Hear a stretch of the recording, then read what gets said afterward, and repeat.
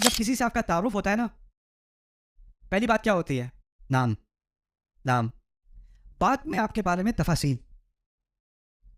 پہلی چیز اللہ تعالیٰ نے اپنے نام کا ذکر کیا کیونکہ فاتحہ قرآن میں فاتحہ اللہ تعالیٰ سے خود تعارف ہے.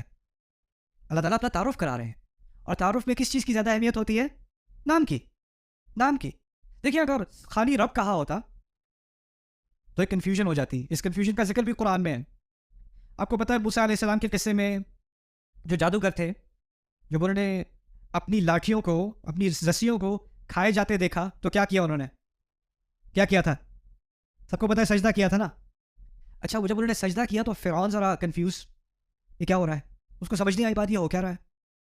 وہ سمجھا شاید یہ راؤنڈ 2 کے لیے تیاری کر رہے ہیں یا اب کھڑے ہو کے دوبارہ مقابلہ کریں گے. اب وہ کھڑے ہوئے تو انہوں نے کہا آمنا برب العالمین، ہم رب العالمین پر ایمان لے آئے. کیا الفاظ استعمال کیے انہوں نے؟ اچھا، کیا لفظ استعمال نہیں کیا انہوں نے نہیں کہا ہم اللہ پر ایمان لے آئے. کیا کہا؟ ہم رب العالمین پر ایمان لے آئے.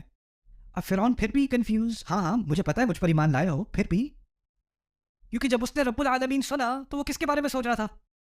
اس نے تو رب کا لفظ کس کے لیے استعمال ہوتے دیکھا ہے؟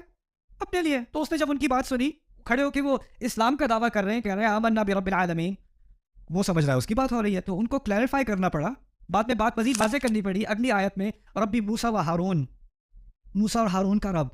بات یہی ہو رہی ہے. جب اس نے رب العالمین سنا تو اس کو کنفیوژن، کیونکہ نام نہیں تھا. نام نہیں. فاتحہ میں تعارف ہے تو نام ضروری ہے. ایک اور بات اس کے بارے میں سمجھنا، یہ بھی بڑی بڑی اہم بات ہے. اگر میں کہوں یہ بہت اچھا ٹیچر ہے، میں کس چیز کی تعریف کر رہا ہوں؟ اس کی ڈرائیونگ کی، اس کی کوکنگ کی، اس کے کھانے پکانے کی، اس کے گھر صاف کرنے کی؟ کس چیز کی تعریف کر رہا ہوں؟ اس کے پڑھانے کی. اگر میں کہوں یہ بہت اچھی ماں ہے، میں کس چیز کی تعریف کر رہا ہوں؟ اس کی شاپنگ کی، اس کی بچوں کی تربیت کی تعریف کر رہا ہوں نا. اگر میں اللہ تعالیٰ کی تعریف کروں خالق کے نام سے، الحمد للخالق، میں نے کس چیز کی تعریف کی ہے؟ کیا عظیم مخلوق ہے اس کی، آپ کیا بناتا ہے. اگر میں کہوں الحمد للہادی، کیا زبردست ہدایت دیتا ہے. الحمد للحکیم، اس کی حکمت کی تعریف کر رہا ہوں. الحمد للعلیم، اس کے علم کی تعریف کر رہا ہوں. الحمد للوہاب، اس کے تحفے دینے کی تعریف کر رہا ہوں. الحمد للرازق، اس کے رزق کی تعریف کر رہا ہوں، رزق دینے کی تعریف کر رہا ہوں. کوئی ایسا لفظ ہونا چاہیے جس میں ان تمام باتوں کی تعریف ہو جائے جو میرے ذہن میں ہیں، اور وہ تمام باتیں جو میرے ذہن میں نہیں بھی ہیں ان سب کو ملا کے ایک لفظ میں وہ ساری تعریفیں جمع ہو جائیں. ایک ہی آپشن رہ جاتی ہے آپ کے پاس، وہ کیا ہے؟ الحمدللہ. الحمدللہ.